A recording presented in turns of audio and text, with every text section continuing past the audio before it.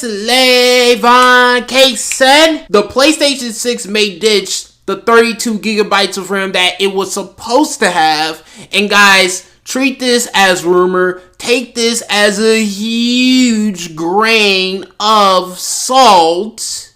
And it may instead just stick with 24 gigabytes of RAM as Sony scrambles to keep the console under price ceiling. Man, this tells me, if this is true, that Sony is really trying hard to keep the price to where the mass market will be able to buy it when it comes to the PlayStation 6. So, according to known AMD leaker, Kepler L2, the only reasonable cutbacks Sony could have made without gutting the system heavily to keep its price as low as possible would be to reduce the memory bus and the system's RAM. Nerfing the specs so much kind of defeats the point, of having a next-gen system, said the leaker on the NeoGAF forums, in reply to one user suggesting that Sony should release a system with 20 gigabytes of RAM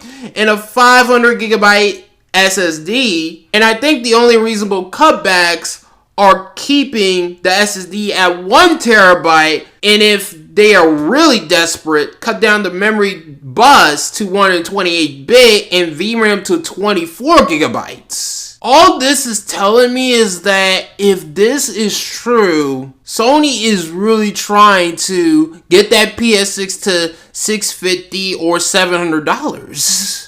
If they are willing to sacrifice system memory, they are really trying their hardest if this is true, guys. And what this means as consumers is that a lot of people might not be as impressed when it comes to the PS6 as far as having that generational leap as far as going from PlayStation 5 to PlayStation 6. Some people out there just might be disappointed with the specs downgrade of the PlayStation 6. The PlayStation 6 is supposed to come out late 2027, so we gotta wait and see.